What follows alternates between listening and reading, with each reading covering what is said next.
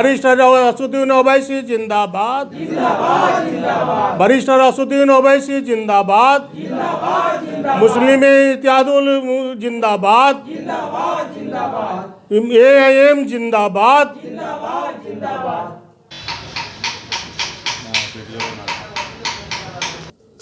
आज औरंगाबाद जिला का जिला कार्यालय उद्घाटन हुआ है, क्या कहेंगे आप?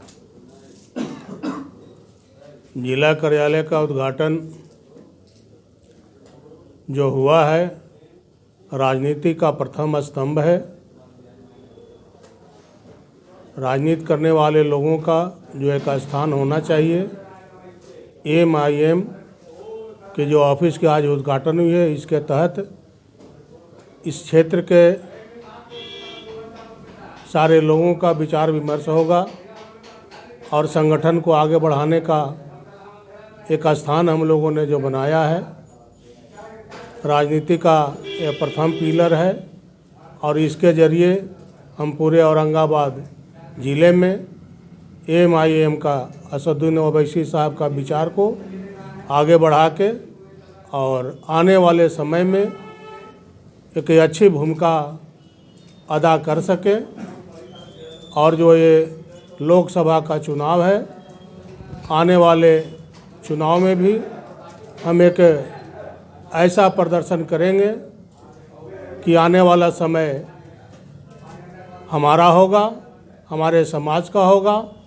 और आज जो दलित समाज, अति पिछड़ा वर्ग, अल्पसंख्यक समुदाय जो अपने आप को ये मान के चल रहे हैं कि हमारा ना कोई संगठन है, ना हमारे विचार का कोई लोग हैं, ना हमारे समाज की कोई बात करता है, इन लोगों के साथ जो विश्वास जताई गई है, बैरिस्टर असदुद्दीन ओवैसी साहब के विचार में विचार मिलाकर इन समाजों का कल्याण की बात की जाएगी।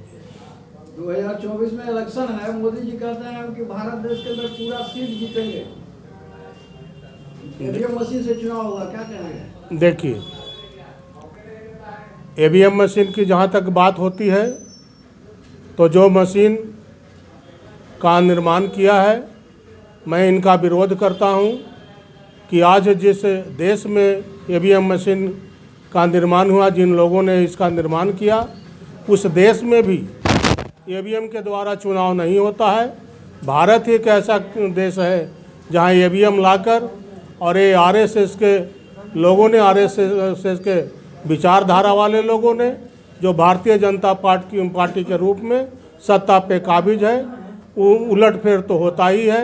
लेकिन आज हम AIM के माध्यम से इनका विरोध करता हूँ और ये मांग करता हूँ कि आने वाला समय में जो लोकसभा और विधानसभा का चुनाव हो वो बैलेट पेपर से हो।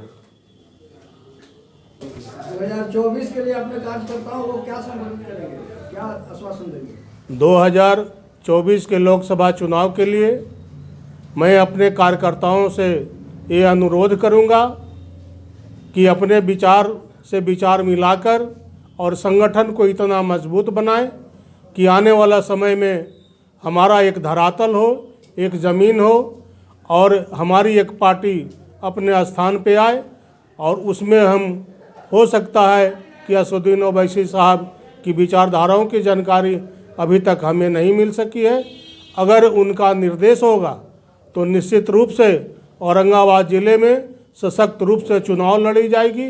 अगर गठबंधन होती है, अगले बार भी हमारा लोकसभा में बहुजन समाज पार्टी के साथ गठबंधन था और उन गठबंधन के तहत जो विधानसभा में AIM के द्वारा प्रदर्शन की गई कि 20,000 वोट हमने बहुजन समाज पार्टी के उम्मीदवार श्री अनिल कुमार को देकर एक मिसाल कायम किया है।